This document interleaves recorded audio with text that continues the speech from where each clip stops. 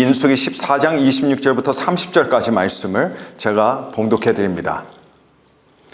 여호와께서 모세와 아론에게 말씀하여 이르시되 나를 원망하는 이 악한 회중에게 내가 어느 때까지 참으랴. 이스라엘 자손이 나를 향하여 원망하는 바 그 원망하는 말을 내가 들었노라. 그들에게 이르기를 여호와의 말씀에 내 삶을 두고 맹세하노라. 너희 말이 내 귀에 들린 대로 내가 너희에게 행하리니 너희 시체가 이 광야에 엎드러질 것이라. 너희 중에서 20세 이상으로서 계수된 자 곧 나를 원망한 자 전부가 여분네 아들 갈렙과 눈의 아들 여호수아 외에는 내가 맹세하여 너에게 살게 하리라. 한 땅에 결단코 들어가지 못하리라. 아멘. 네, 드디어 새해가 밝았습니다. 오늘 우리는 이 새해 첫 예배로 주님 앞에 나왔습니다. 이 첫 예배를 하나님께서 기뻐하시고 영광 받으시고 그리고 이 자리에 있는 우리에게 큰 은혜를 더해 주실 줄로 믿습니다. 올해 우리 표를 이미 소개해드렸지만 그것은 믿음으로 선포하는 해입니다. 오늘 올해 첫 말씀을 이것에 맞춰 여러분과 함께 나누면서 올 한 해 믿음으로 선포한 해가 되어야지라는 결단을 함께하는 시간을 갖도록 하겠습니다. 여러분 사실 새해가 되었습니다만 우리가 새해가 처음은 아니잖아요. 새해가 1년에 한 번씩 돌아옵니다. 그때마다 느끼는 게 있습니다. 그건 뭐냐면 새해가 돼도 우리는 여전히 능력이 없습니다. 우리는 여전히 지혜가 부족합니다. 우리 환경이나 상황에 대해서도 우리는 여전히 다 알지 못합니다. 게다가 우리는 또 여전히 연약하고 여전히 우리는 자기 중심적입니다. 아무리 새해가 되었다 할지라도 여러분 우리가 이 모습, 이 현실은 변하지가 않습니다. 근데 이런 모습을 갖고 있는데 이게 우리의 현실인데 여러분 새해가 된다고 해서 뭔가가 바뀌겠습니까? 바뀌지 않습니다. 그러나 하나님은 괜찮다라고 말씀하십니다. 왜냐하면 우리에게 하나님이 계시기 때문입니다. 우리 기독교의 상징이 뭡니까 여러분? 십자가입니다. 근데 십자가를 가만히 보니까 어떤 산수 기호와 굉장히 흡사합니다. 바로 더하기 기호입니다. 근데 모양만 비슷한 게 아닙니다. 예수 그리스도의 십자가가 그 마음에 세워져 있는 사람은 여러분 그때부터 우리 하나님께서는 더해 주시는 인생으로 변화시켜 주십니다. 예전에는 우리 혼자였습니다. 그런데 예수님을 믿고 구주로 모신 이후에 우리 인생에 예수님께서 임마누엘 하나님으로 함께 해주십니다. 그래서 우리 인생에다가 플러스 뭐가 되냐? 플러스 예수 그리스도가 됩니다. 예수님께서 우리 삶에 더해지시는 거예요. 예수님께서 우리 삶에 더해지시니까 우리 삶에 진리가 더해집니다. 우리 삶에 평안이 더해집니다. 우리 삶에 거룩이 더해집니다. 그리고 축복이 더해집니다.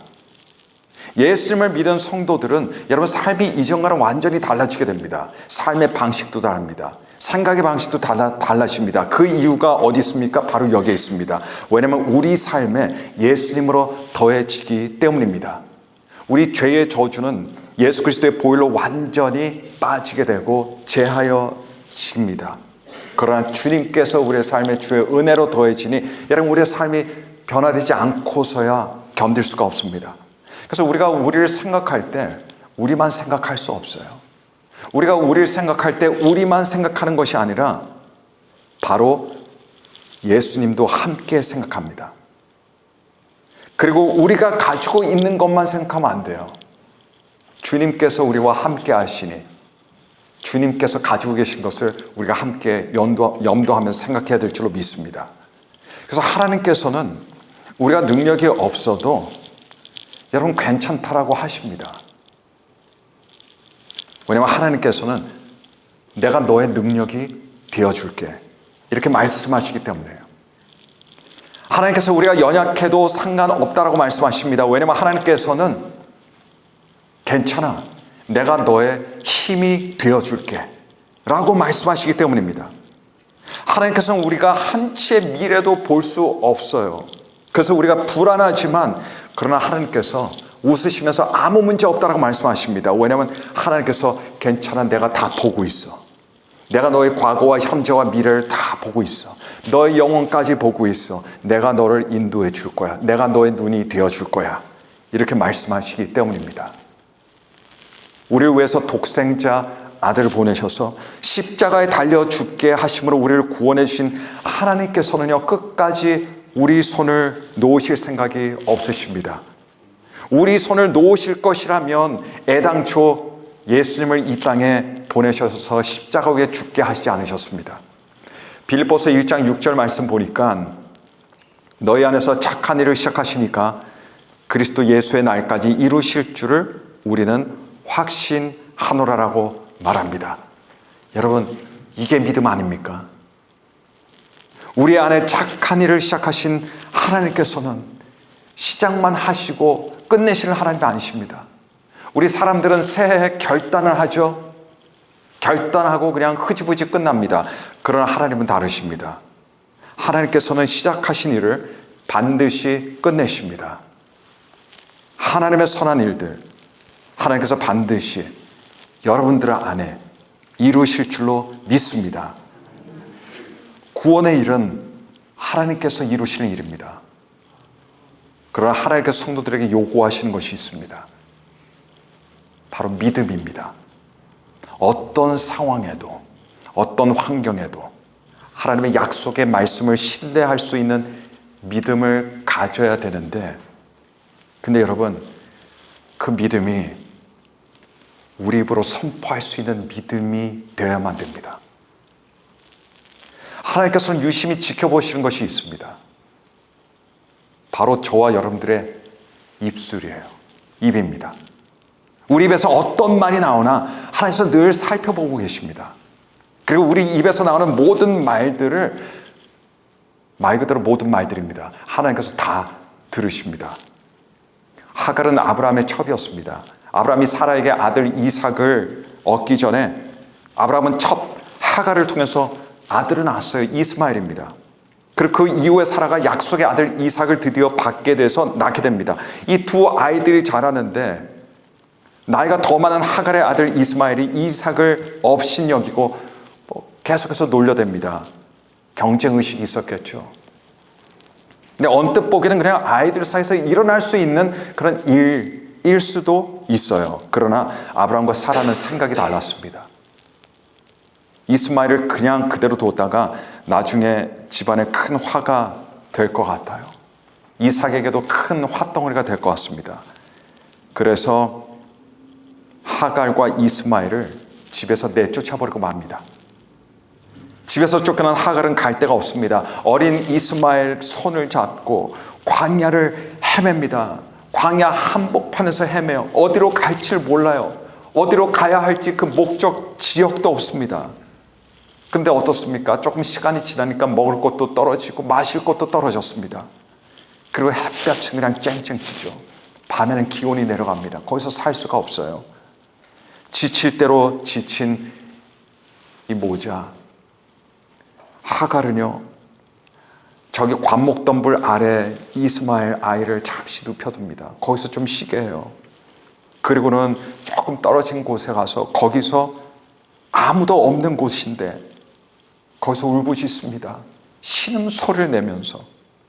여러분, 그 광야 한복판입니다. 아무도 없습니다. 아무도 어떤 것도 들을 수 없는 그때입니다. 그런데 그때 누가 들으셨습니까? 하나님께서 들으셨어요. 그 작은 소리를 하나님께서 들으신 겁니다. 그리고 하갈에게 말씀해 주시고 힘을 주시고 그녀를 인도해서 산물을 찾게 하심으로 그들을 구원해 주셨습니다. 여러분, 하나님께서는 우리 입술에 나오는 아주 작은 신음도 들으십니다. 우리가 아무 생각 없이 던진 말들, 아무리 혼잣말이다 할지라도 하나님은 다 들으세요. 우리가 별 생각 없이 내뱉는 말들, 뭐 특별한 말이 아니어도 그 말들을 그런데 하나님께서 중요하게 들으십니다. 여러분, 하나님께서는 성도들의 기도 소리만 들으시는 게 아니에요. 그건 큰 착각입니다. 하나님께서는 성도들의 입에서 나오는 모든 말들을 들으십니다. 그래서 하나님께서는 우리의 행위만 판단하시는 분이 아닙니다. 행위만 온전하면 되겠지, 이게 아니에요. 왜냐하면 하나님께서는 우리의 말을 판단하시고 우리의 언어를 판단하십니다. 그리고 우리가 말한 그 말대로, 우리가 사용한 그 언어대로 하나님께서는 정확하게 일하십니다. 무서운 거예요. 마태복음 5장 22절 말씀 보니까 예수님께서 이렇게 말씀하셨습니다. 형제를 대하여 라가라 하는 자는 바보라는 이야기죠. 공에 잡혀가게 되고 미련한 놈이라 하는 자는 지옥불에 들어가게 되리라. 형제에 대해서 아주 작은 단어 하나입니다. 라가, 바보. 그 내뱉은 그 한마디 말에조차 하나님께서는 들으세요. 그리고 기뻐하지 않으십니다. 그래서 다른 사람에게 아무리 작은 말이다 하더라도 바보, 라가 말 한마디조차 하면 안 됩니다. 왜냐? 우리가 하는 말을 하나님께서 들으시기 때문입니다. 마태복음 12장 36절 37절에 내가 너에게 이르노니 사람이 무슨 무익한 말을 하든지 심판날에 이에 대하여 신문을 받으리니 내 말로 의롭다 함을 받고 내 말로 정죄함을 받으리라. 여러분, 우리 삶에 무익한 말들이 많습니다. 우리 가정에도 많습니다. 그런데 그 무익한 말들 하나님께서 다 들으십니다. 그래서 여러분, 심지어 일이 잘 안 돼도 제기랄이란 말 할 수 있죠. 그 말조차도 하기가 무서운 거예요. 왜냐? 하나님께서 들으시기 때문입니다. 여러분, 이렇게 생각하시면 됩니다. 우리의 입이 있는 곳에 하나님의 귀가 거기에 있습니다. 우리의 입술이 있는 곳에 하나님의 귀가 거기에 반드시 있습니다.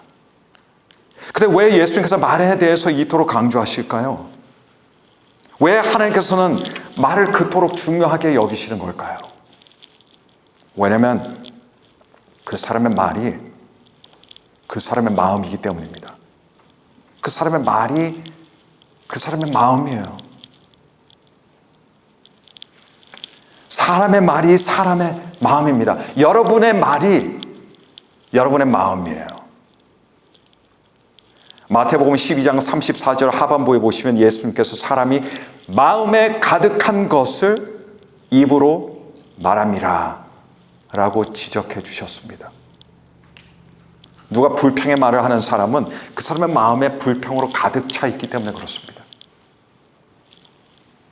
누군가 다른 사람에 대한 부정적인 말을 하는 사람은 그만큼 그 사람의 마음에 가시로 가득하기 때문에 그렇습니다.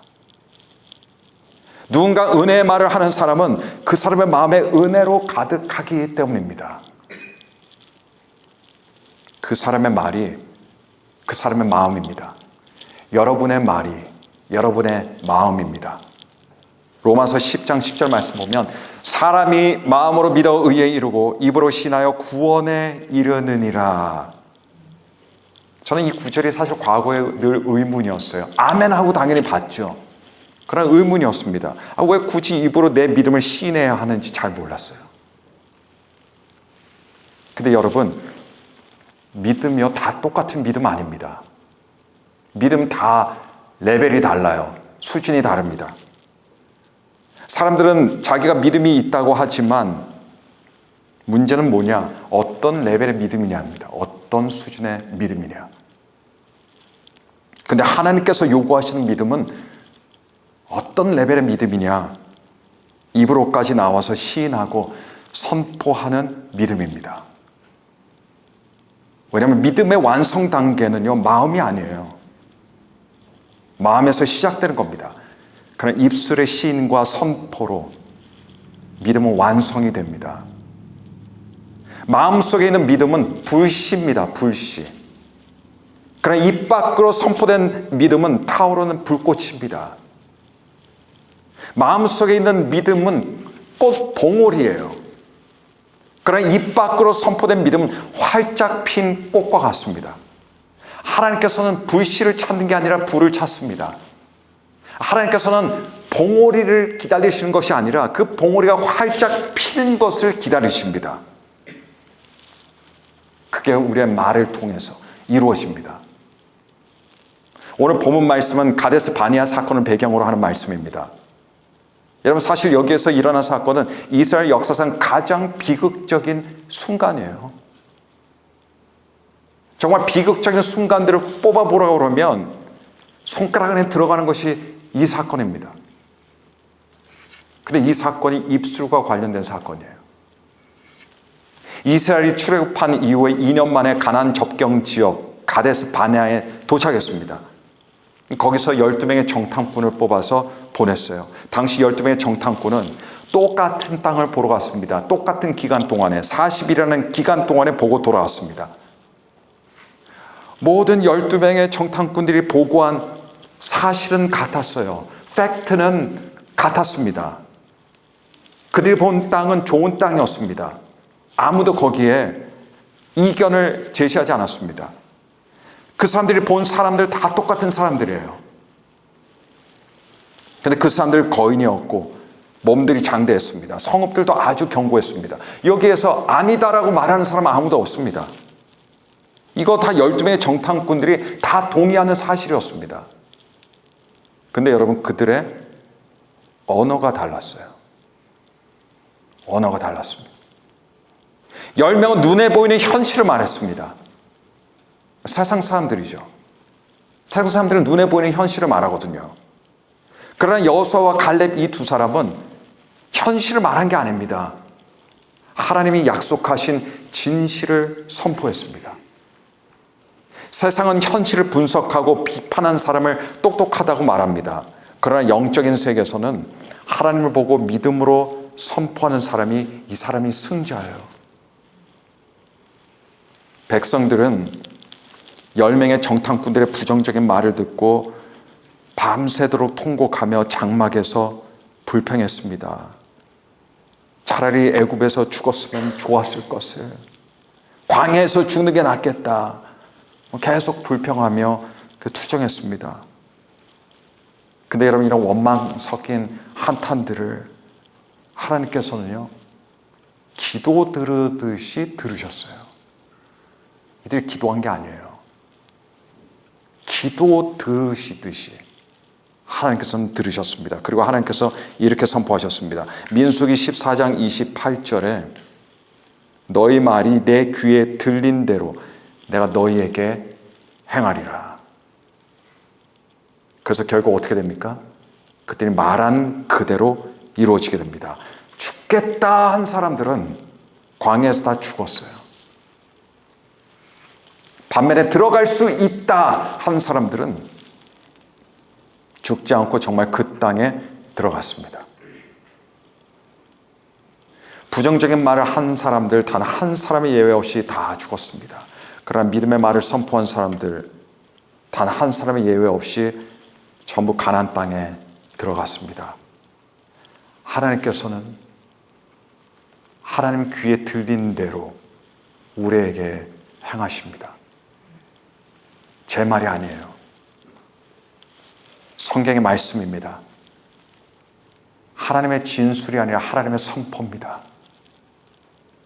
아직 어려서 군대도 가지 못했던 다윗이 하루는 이스라엘과 블레셋이 대치하고 있던 전선으로 갔습니다. 싸우러 간 게 아니라 너무 어려서 군인에 들어갈 수가 없으니까 그렇게 간 게 아니라 형들에게 뭔가를 갖다 주기 위해서, 음식을 갖다 주기 위해서 찾아갔는데 블레셋 진영에서 누가 큰 거인이 한 명 나와서는 하나님을 모독하는 소리를 들은 거예요. 이 소리를 들었던 다윗이 거룩한 분노가 일어났습니다. 단 한 번도 전장터에서 싸워본 적이 없었습니다. 경험이 없었어요. 다른 모든 이스라엘 군사들은 두려움에 빠져 떨고 있을 때 다윗이 골리앗에게 나가서 물맷돌을 사용해서 돌로 골리앗 이마를 그대로 맞춰서 그 자리에서 골리앗을 죽이게 됩니다. 근데 여러분, 언뜻 보면요, 골리앗을 죽인 것은 다윗이 물맷돌로 던진 돌 같죠. 돌이 아닙니다. 돌이 아니에요. 돌의 능력이 있는 게 아닙니다. 사실 승리는 다윗이 돌을 던지기 전에 이미 결정되었습니다. 언제 결정됐습니까? 사무엘상 17장 45절부터 47절에 다윗이 믿음으로 선포를 했을 때입니다. 그때 결정된 거예요. 거기에 보니까 다윗이 이렇게 말합니다. 너는 칼과 창과 단창으로 내게 나아오거니와 나는 만군의 여호와의 이름 곧 내가 모욕하는 이스라엘 군대의 하나님의 이름으로 내게 나아가노라. 오늘 여호와께서 너를 내 손에 넘기시리니 내가 너를 쳐서 내 목을 베고 블레셋 군대의 시체를 오늘 공중에 세워 땅에 들짐승에게 주어 온 땅으로 이스라엘의 하나님이 계신 줄을 알게 하겠고 또 여호와의 구원하심이 칼과 창에 있지 아니함을 이 무리에게 알게 하리라. 전쟁은 여호와께 속한 것인즉 그가 너희를 우리 손에 넘기시리라. 선포입니다. 선포예요. 자, 이 시점에서 민수기 14장 28절 말씀으로 다시 돌아와서 함께 읽겠습니다. 시작. 여호와의 말씀에 내 삶을 두고 맹세하노라. 너희 말이 내 귀에 들린 대로 내가 너희에게 행하리니. 욥은 도무지 이해할 수 없는 고난을 겪었습니다. 육체도 마음도 너무 어려웠어요. 너무 힘들었습니다. 죽고 싶었어요. 심지어 자신의 생애를 원망했습니다. 근데 그 고난 한가운데 욥이 한 것이 있어요. 바로 믿음의 선포입니다. 신음소리를 내다가도 그러나 갑자기 믿음으로 선포했습니다. 욥기서 23장 10절에 욥이 이렇게 선포했습니다. 그러나 내가 가는 길을 그가 아시나니. 그 길이 어떤 길이에요? 너무너무 힘든 길이에요. 그 길만은 피하고 싶은 길이에요. 그러나 욥은 그 길을 하나님께서 아시나니 그가 나를 단련하신 후에는 내가 순금같이 되어 나오리라. 나왔으면 좋겠다가 아닙니다. 나올까도 아닙니다. 나올 수도 있겠다가 아닙니다. 내가 순금같이 되어 나오리라. 선포입니다. 사람들은 순금을 쫓아 살아가지만 그런 사람은 망하게 돼 있어요. 자기가 순금이 돼야 돼요. 하나님께서는 우리가 가지고 있는 물질의 순금에 관심 있는 게 아니라 우리가 순금이 되기를 원하십니다. 근데 욥이 그 고백을 한 거예요. 내가 순금같이 되어 나오리라. 그렇게 될 것이다. 믿음의 선포입니다. 우리 신약 성경에 예수님께서 많은 기적들을 일으키셨습니다. 많은 병자들을 고치셨습니다. 심지어 죽은 자들까지도 주님께서 일으키셨어요. 이런 예들이 너무 많습니다. 근데 여러분 그 모든 본문들 공통점을 보면 그 놀라운 역사들이 일어날 때 예수님께서는 조용히 잠잠히 아무 말씀 없이 그 일들을 이루신 적이 없어요.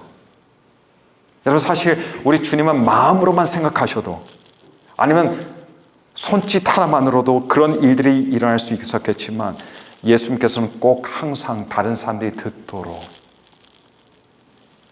말씀으로 먼저 선포하시고 그러고 나서 그 일들이 뒤따라서 일어났습니다. 반면에 예수님께서 가장 고통스럽고 가장 괴로웠던 시간이 언제였습니까? 겟세마네 동산 이후에 사람들에게 체포돼서 고문을 당하고 수치를 당하고 모욕을 당하고 십자가를 메고 가시고 그 십자가에서 죽으시는 바로 그 시간이었어요. 근데 그때 보니까 예수님의 말이 없으셨어요. 그냥 도살장으로 끌려가는 조용한 양처럼 아무것도 모르는 양처럼 그 길을 걸으셨습니다. 왜 입술을 다무르셨을까요? 왜 아무 말씀 안 하셨을까요? 왜냐면 그때가 부정적인 말이 나오기가 가장 쉬울 때이기 때문입니다. 그런 때는 그냥 입을 다물어 버리셨어요. 그래서 예수께서 입술을 닫으심으로 하나님의 뜻을 이루시는데 그 어떤 부정적인 말이 새어나지 못하도록 철저하게 입술을 통제하신 겁니다. 주님이 그렇게 통제하셨다면 우리도 마땅합니다. 지난 특세 기간 동안에 여호수아 말씀을 우리가 나누고 있습니다. 내일부터 다시 또 여호수아 말씀 나누게 돼요. 근데 여호수아서 1장 8절 전반부에 보시면 하나님께서 여호수아에게 명하시는 이런 말씀이 있습니다. 이 율법책을 내 입에서 떠나지 말게 하며. 여러분, 이 구절 여러분께서 다 아시는 구절이에요. 많이 들으셨던 구절입니다. 근데 우리가 놓치기 쉬운 게 있습니다.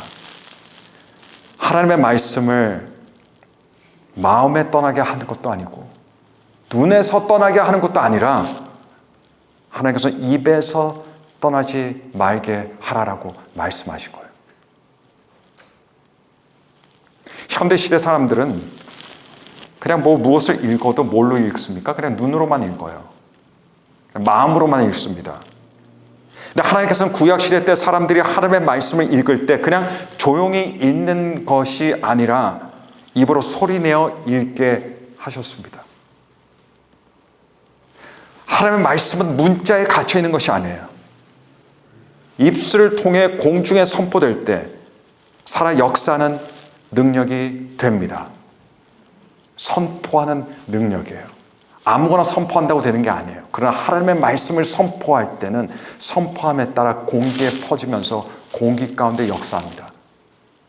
분위기가 이상하잖아요. 믿음의 선포를 하십시오. 분위기 달라져요. 뭔가 분위기가 막 우울해요. 침침해요. 그런 상황에서 믿음의 선포를 해보십시오.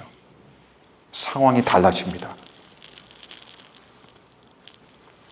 하나님께서는 우리가 선포하기를 원하십니다. 우리 믿음이 그 지경까지 가야 돼요. 마음에만 있다면 그걸 끌어내야 됩니다. 끌어내야 돼요. 여러분, 우리가 살아가면서 하는 말들 중에 입으로 하는 긍정적인 말들, 입으로 하는 부정적인 말들, 입으로 하는 중립적인 말들 다 따져볼 때 부정적인 말이 얼마나 많은지 모릅니다. 우리 인생에서 너무 많은 부정적인 말들을 해요. 긍정적인 말은 많지 않아요. 칭찬하는 말 별로 없어요. 권면하고 격려하는 말 별로 없습니다. 다른 사람에게 용기 주는 말 사실 별로 없어요. 우리도 듣기 어렵고요. 우리가 하는 것도 쉽지가 않습니다. 근데 그 가운데서도 믿음으로 하나님의 말씀, 하나님의 약속, 하나님의 사랑, 하나님의 긍휼, 하나님의 용서하심, 하나님의 자비, 이거 선포 과연 몇 번 합니까? 몇 번 합니까? 그래서 힘든 거예요. 믿음이 있지만. 그래서 역사하는 능력을 우리가 보지 못하는 겁니다. 우리 스스로가 꺼내지 못하는데 어떻게 역사하겠습니까? 시인되지 않는 믿음은요, 그건 미성숙한 믿음이에요. 고백되지 않는 사랑은 아직 시작조차 하지 않은 사랑입니다. 선포되지 않는 신앙은 그냥 장착만 된 총일 뿐이에요. 선포할 때 하나님께서 기뻐하십니다. 선포를 못하는 이유는 어쩜 우리가 믿음이 약해서 못하는 거예요. 믿음이 약해서 못하는 겁니다. 그러나 선포할 때 비로소 우리의 믿음이 온전한 믿음이 됩니다. 우리는 하나님의 어떤 분이신지를 선포해야 돼요. 하나님 좋으신 하나님이십니다. 하나님께서 우리에게 하신 놀라운 일들을 선포해야 됩니다. 그 마음에 숨겨두어서 뭐합니까? 하나님께서 우리들에게 주신 약속들을 선포해야 됩니다. 하나님께서 우리 안에서 이루실 일들을 선포해야 합니다. 하나님께서 기뻐하실 일들과 말들을 선포해야 합니다. 그 시작점이 그리고 우리가 아멘으로 화답하는 일입니다. 선포할 때 하나님의 말씀의 역사심이 폭발적으로 나타날 줄로 믿습니다. 민수기 14장 28절 말씀 다시 함께 읽겠습니다. 시작. 여호와의 말씀에 내 삶을 두고 맹세하노라. 너희 말이 내 귀에 들린 대로 내가 너희에게 행하리니. 하나님은 헛말하지 않으십니다. 무익한 말 하지 않으십니다. 하나님께서 한번 하나님의 입에서 떠난 말은 반드시 이루어집니다. 그래서 하나님 말에서 떠난 말은 이미 이루어졌다라고 표현하는 것이 맞습니다. 반드시 이루어질 것이기 때문입니다. 하나님께서는 우리의 믿음을 우리의 입으로 선포하라고 하십니다. 우리의 입술은 그릇입니다. 그릇은 무엇을 담냐에 따라 깨끗한 그릇이 될 수 있고 더러운 그릇이 될 수 있습니다. 하나님께서 기뻐하시는 그릇이 될 수 있고 하나님께서 기뻐하지 않으시는 미움의 그릇이 될 수 있습니다. 그러나 하나님께서 기뻐하시는 그릇이 되기 위해서는 깨끗한 그릇이 되어야 돼요. 깨끗한 말로만 담으십시오. 깨끗한 언어로만 담으십시오. 믿음으로만 담으십시오. 다른 거는 여기에 담으면 안 됩니다. 우리가 믿음을 선포할 때 우리가 그것을 이룰 수 있어서가 선포하는 게 아니라 하나님께서 기뻐하시는 믿음의 선포들을 하나님께서 이룰 것이기 때문입니다. 하나님 약속하셨잖아요. 심지어 맹세하셨습니다. 너의 말이 내 귀에 들린 대로 내가 너희에게 행할 것이다. 우리 입술은 습관으로 물들어 있습니다. 꽉 잡혀 있어요. 일평생 우리가 해오던 말버릇 그대로 살아갑니다. 하루 이틀에 절대 고쳐지지 않습니다. 입이 그렇게 안 떨어져요. 그렇게 안 바뀝니다. 입이 바뀌어야 다 바뀌는 거예요. 입이 바뀌어야 되는 거예요. 그래서 우리는 오늘부터 우리 입술을 훈련시킵니다. 믿음의 말만 나오도록, 아무리 힘들어도 하나님께서 기뻐하시는 말만 할 수 있도록 우리 훈련시킬 겁니다. 내 입에서 그 어떤 부정적인 말도 나오지 않게 하십시오. 이게 익숙하지 않습니다. 쑥스럽습니다. 잘 안 됩니다. 그러나 해야 합니다. 그리고 하십시오. 여기에 굉장히 중요한 것들이 달려 있습니다. 2026년 우리는 지금 첫 걸음을 뗐습니다. 2026년 마지막 주일 예배, 송년 주일 예배 때 보십시오. 말을 바꾸면 어떻게 되는지, 하나님께서 기뻐하시는 언어로 바꾸면 어떻게 되는지 보십시오. 그때 다시 돌아볼 겁니다. 그때 다시 돌아볼 거예요. 그때 저와 여러분들에게 많은 열매들이 있고 나도 모르게 많은 것들이 변해돼 있고 그리고 하나님께서 기뻐하시는 우리 모습이 되어 있을 줄로 믿습니다.